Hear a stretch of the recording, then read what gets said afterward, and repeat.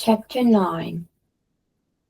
Now, for the first time in his 12 years of life, Jonas felt separated, different. He remembered what the sheep elder had said, that his training would be alone and apart. But his training had not yet begun, and already upon leaving the auditorium, he felt the apartness.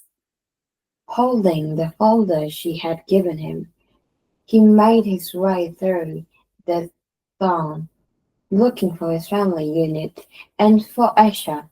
People moved aside for him. They watched him. He thought he could hear whispers. Ash, he called, spotting his friend near the rows of bicycles. Ride back with me? Sure, Ash just smiled. His usual smile, friendly and familiar. But Jonas felt a moment of hesitation from his friend, uncertainty. Congratulations, Asha. Congratulations, Asha said. You too, Jonas replied. It was really funny when she told about Smart. You got more clues than almost anybody else. The other neutrals clustered nearby,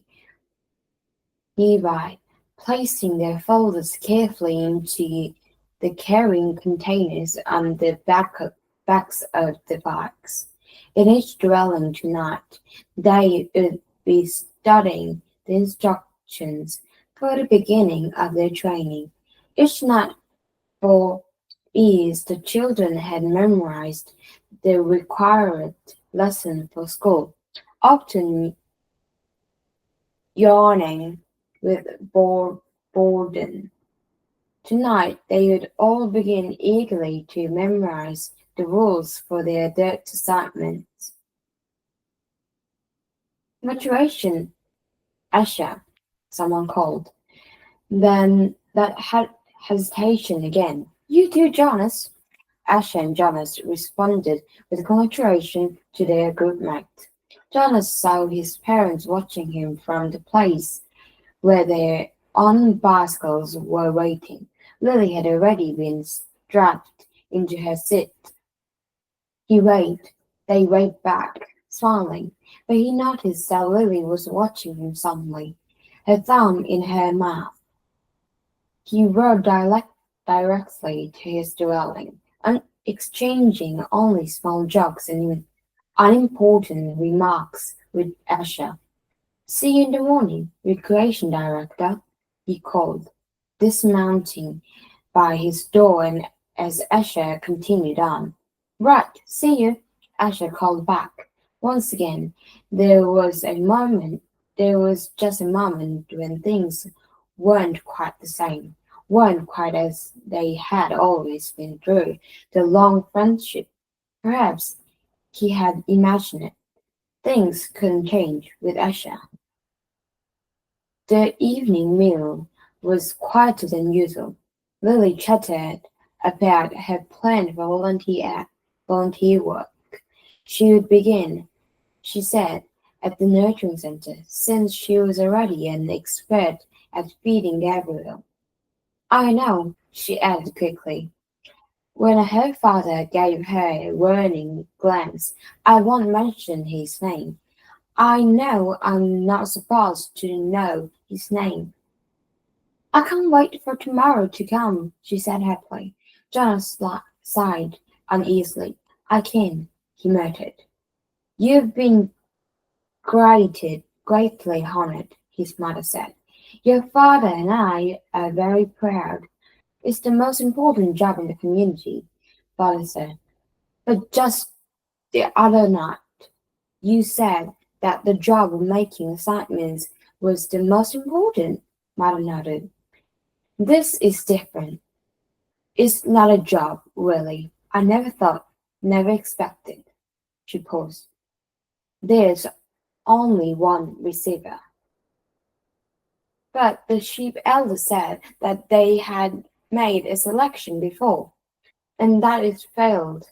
What was she talking about? Both of his parents hesitated.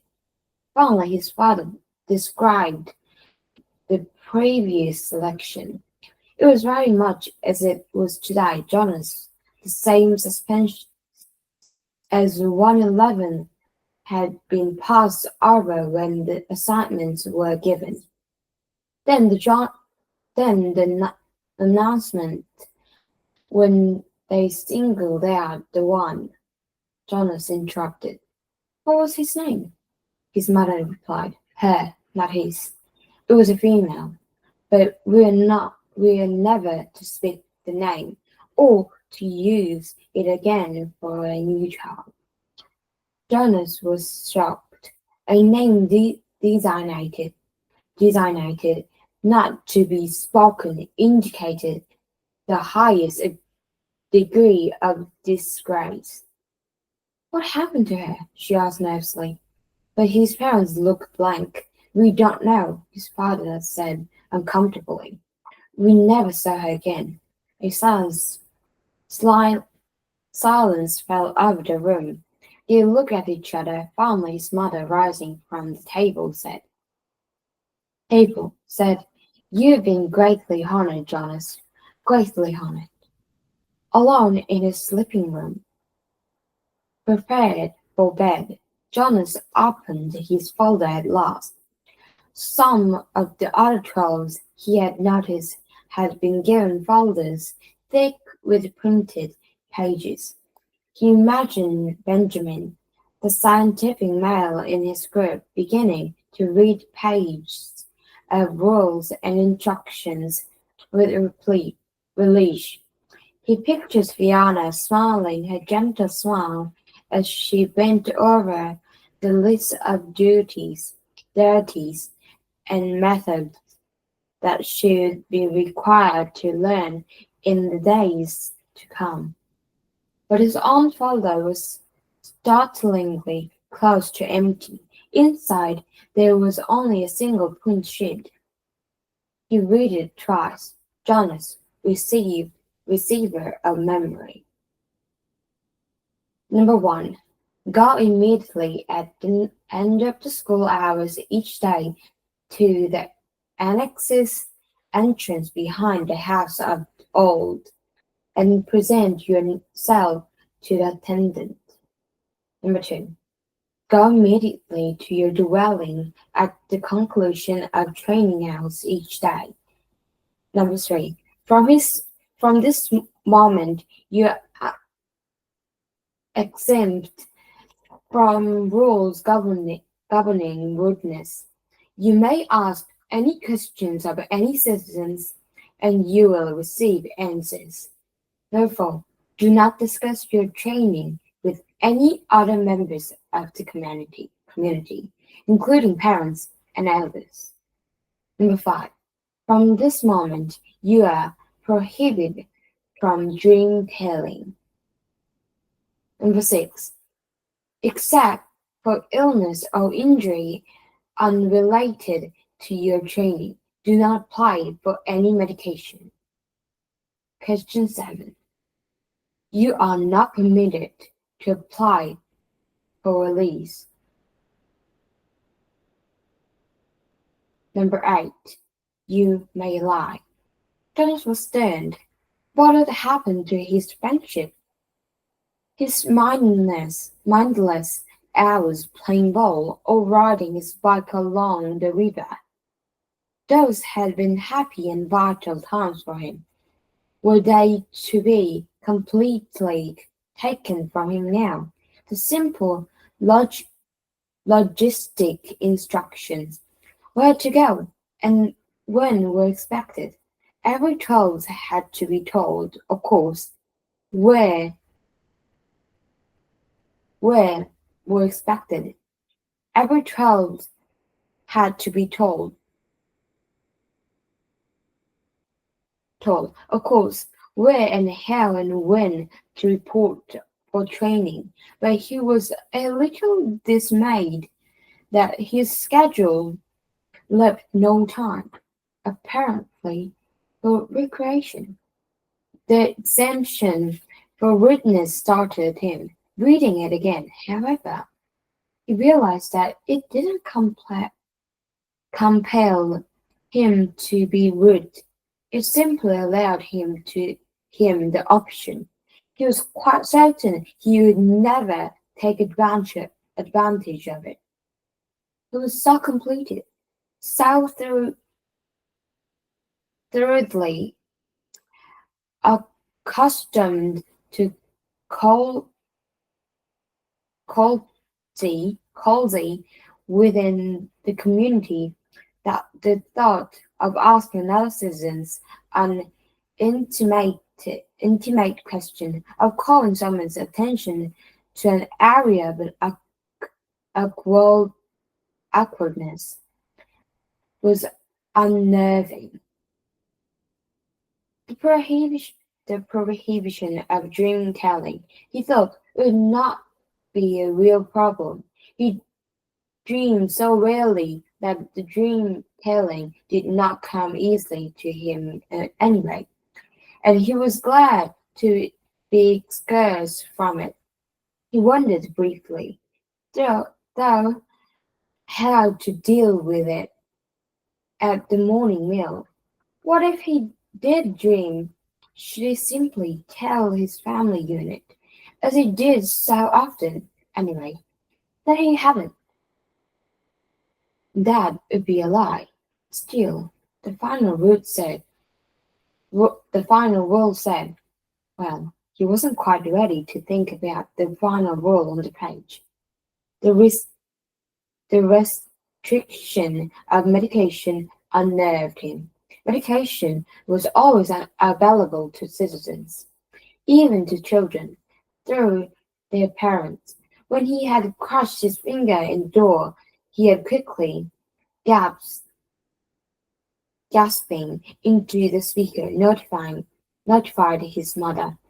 She has hastily requestioned relief of pain medication, which had promptly been delivered to his dwelling.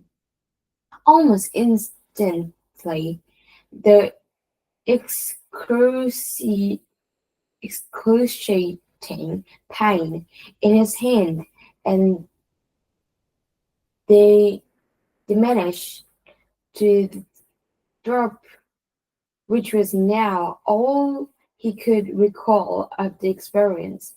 Rereading rule number 6, he realized that a crushed finger fell into the category of unrelated to training.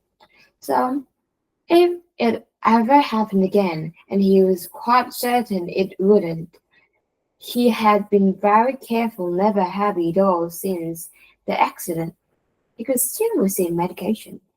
The pill he took now each morning was also unrelated to training, so he would continue to receive the pill. But he remembered uneasily what the sheep elders had said about the pain that would come with his training. She had called it indescribable. Jonas swallowed hard, trying without success to imagine that such pain might be like, with no medication at all. But it was beyond his comprehension. He felt no reaction to rule number 6 and number 7 at all. It had never occurred to him that under any circumstance ever he might apply for a release. Finally, he steeled himself to read the final rule again. He had been trained since earliest childhood, since he, his earliest learning of language, never to lie. It was an integral part of the learning of precise speech. Once, when he had been a foe, he had said, just prior to the midday meal at school, I'm starving. Immediately, he had been taken aside for a brief private lesson in language precision. He was not starving. It was pointed out. He was hungry. No one in the community was starving, had ever been starving, would ever be starving. To say starving was to speak a lie, an unintentioned lie, of course, but the reason for precision of language was to ensure that unintentional lies were never uttered. Did he understand that? They asked him, and he had. He had never, within his memory, been tempted to lie. Asher did not lie. Lily did not lie. His parents did not lie. No one did, unless now Jonas had a thought that he had never had before. This new thought was frightening. What if others had up and become trolls, receive in their instructions the same terrifying sentence? What if they had all been instructed? You may lie. His mind whirled. Now, empowered to ask questions of utmost rudeness and promise answers, he could conceivably, though it was almost unimaginable. Ask some other, his father perhaps, do you lie? But he would have no way of knowing if the answer he received were true.